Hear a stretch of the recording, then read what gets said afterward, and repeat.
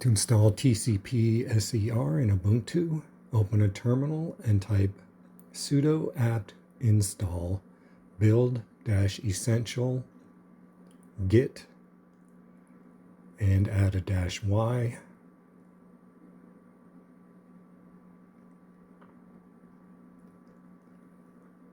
Next,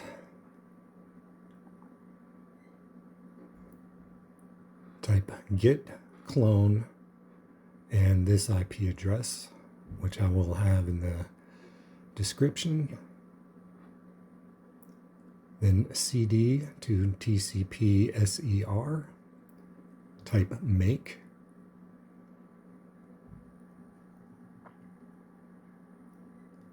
and when that's done,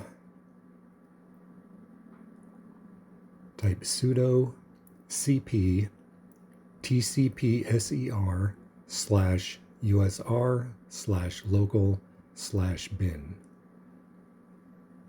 That's all there is to it. Thanks for watching.